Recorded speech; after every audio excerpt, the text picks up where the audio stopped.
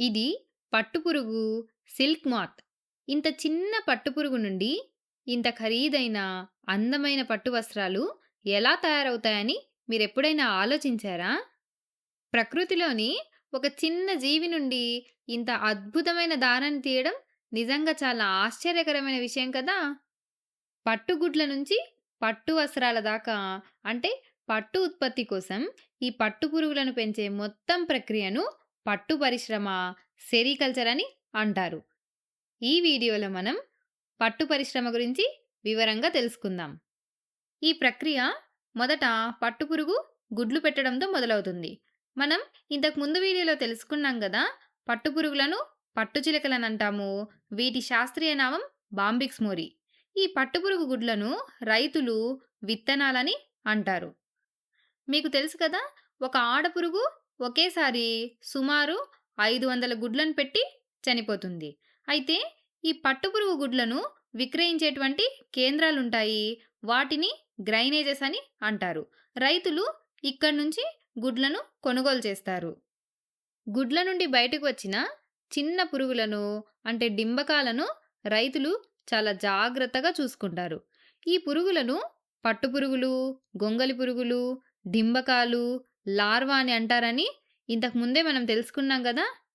సరే, మీకు ఈ పట్టుపురుగులు ఏం తింటాయో తెలుసా? అంటే వీటి ఆహారం ఏంటో తెలుసా మీకు? ఇవి మల్బరీ ఆకుల్ని తింటాయి. అందుకోసం రైతులు తమ తోటల్లో మల్బరీ మొక్కలను పెంచుకుంటారు. వీటి నుంచి వచ్చిన ఆకులను చిన్నగా కత్తిరించి ఈ పట్టుపురుగులకు ఆహారంగా పెడతారు. డింబకాలు ఈ ఆకులను రాత్రి పగలు తింటూనే ఉంటాయి. సుమారు 30-35 రోజుల పాటు ఇవి ఆకులను తిని పరిమాణంలో పెద్దగా అవుతాయి. రైతులు పెద్దవిగా మారిన డింబకాలను చంద్రికలు అనే వెదురు పల్లాలలోకి బదిలీ చేస్తారు. ఈ పురుగులు పూర్తిగా ఎదిగిన తర్వాత తినడం మానేసి చంద్రికలోని ఒక గదిలో స్థిరంగా ఉండిపోతాయి. అవి తమ నోటి నుండి ఒక రకమైన ద్రవాన్ని విడుదల చేస్తూ తమ చుట్టూ ఒక గోడ నల్లుకుంటాయి. గాలి తగలగానే ఈ ద్రవం గట్టిపడి దారంగా మారుతుంది. దీనినే మనం పట్టుకాయ లేదా కకూన్ అని అంటాం. పురుగు తనను తాను కప్పుకుంటూ లోపల బంధించబడుతుంది. ఈ దశలో రైతులు చీమలు లేదా ఇతర కీటకాలు వీటిపై దాడి చేయకుండా చాలా జాగ్రత్తగా చూసుకుంటారు. ఇప్పుడు మనం చాలా ముఖ్యమైన దశ గురించి మాట్లాడుతున్నాం. కకూన్ లోపల ఉన్న పురుగు, అంటే ప్యూపా, పెరిగి పట్టుచిలకలా మారి బయటకు వచ్చిందనుకోండి, అది కకూన్ని పగలగొట్టుకొని వస్తుంది. అలా జరిగితే పట్టుదారం తెగిపోతుంది. అందుకే ఈ పట్టుపురుగు బయటకు రాకముందే కకూన్లను ఇక్కడ చూయిస్తున్నాం గదా! ఈ చిత్రంలో లాగా వేడి నీటిలో లేదా ఆవిరిలో ఉంచి ఆ లోపల ఉన్నటువంటి పురుగును చంపేస్తారు. ఇలా జరిగే ప్రక్రియను స్టిఫింగ్ అని అంటారు. ఇలా చేయడం వల్ల మనకు చాలా పొడవైన, తెగిపోని దారం వస్తుంది. మీకు తెలుసా? ఒక కకూన్ నుండి సుమారు 1000-3000 అడుగుల పొడవైన దారం వస్తుంది.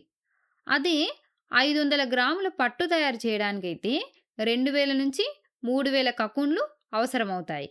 ఈ 500 గ్రాముల పట్టుదారం సుమారు 5,00,000 అడుగులు లేదా 1000 మైళ్ళ కంటే ఎక్కువ పొడవు ఉంటుంది. ఇప్పుడు కకూన్ నుండి దారం ఎలా తీస్తారో మనం తెలుసుకుందాం. ఈ కకూన్ల నుంచి దారం తీయడం అంత సులభమైన విషయం కాదు. ఎందుకంటే ఈ పట్టుదారం సిరిసిన్ మరియు ఫైబ్రోయిన్ అనే ప్రోటీన్లతో ఏర్పడుతుంది. అందుకే పట్టుదారం చాలా గట్టిగా ఉంటుంది. మనం కకూన్లను వేడి చేసి దారాన్ని తీస్తాం కదా! వేడి చేయడం వల్ల దారం సులభంగా వస్తుంది. కకూన్ల నుండి ఈ విధంగా పట్టుదారాన్ని తీయడాన్ని రీలింగ్ అని అంటారు. దీనికోసం ప్రత్యేకమైన రీలర్, ట్విస్టర్ అనే యంత్రాలను ఉపయోగిస్తారు. ఈ చిత్రంలో చూపిస్తున్నట్టు ఇటువంటి యంత్రాలను ఉపయోగించి కకూన్ నుండి దారాన్ని తీస్తారు. ఈ విధంగా తీసిన దారాలను ఒక 3-8 దారాలు కలిపి పొడవైన దారాన్ని తయారు చేస్తారు. దాన్నే పట్టునూలు అని అంటారు. ఈ పట్టునూలును మొదట ఎటువంటి మలినాలు లేకుండా శుభ్రం చేస్తారు. ఆ తర్వాత విరంజనం అంటే బ్లీచింగ్ చేసి రంగులలో ముంచి ఆరబెడతారు. విరంజనం చేయడం అంటే ఎటువంటి రంగులు లేకుండా చేసి ఆ తర్వాత మనకు కావాల్సినటువంటి రంగుల్ని దారానికి అద్దుతారు. ఈ విధంగా రంగులద్దడాన్ని డయింగ్ అని అంటారు. ఇప్పుడు ఈ దారాలను మగ్గాలపై వేసి అందమైన పట్టు వస్త్రాలుగా నేస్తారు. దీన్నే నేత నేయడం, వీవింగ్ అని అంటారు. పోచంపల్లి, నారాయణపేట, కొత్తపేట, ధర్మవరం, బెనారస్, కంచిపట్టు వంటివి ఈ విధంగా తయారైనవే. మన రాష్ట్రంలో పోచంపల్లి పట్టు చాలా ప్రసిద్ధమైనది. దీనిని టై అండ్ డై లేక జమదాని పట్టు అని అంటాం. మీకు తెలుసా? కేవలం మల్బరీ పట్టు మాత్రమే కాదు, పట్టులో చాలా రకాలున్నాయి. ఉదాహరణకు టస్సర్ పట్టు, మూంగా పట్టు, కోసా పట్టు, ఈరి పట్టు ఈ విధంగా.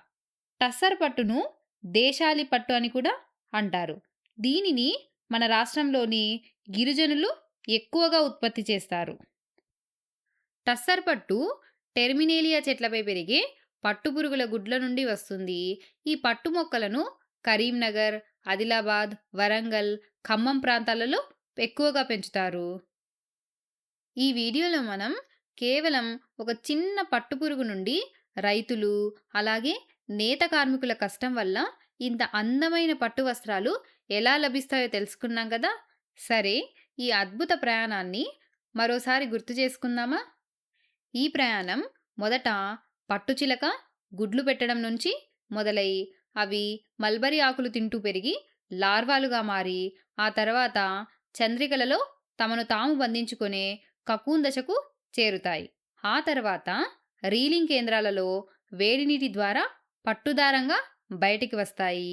చివరగా రంగులద్దుకొని మగ్గంపై అందమైన పట్టు వస్త్రంగా మారతాయి. ఇదంతా చాలా గొప్ప ప్రక్రియ కదా. ఈ వీడియోలో మనం పట్టు పరిశ్రమ గురించి తెలుసుకున్నాం కదా.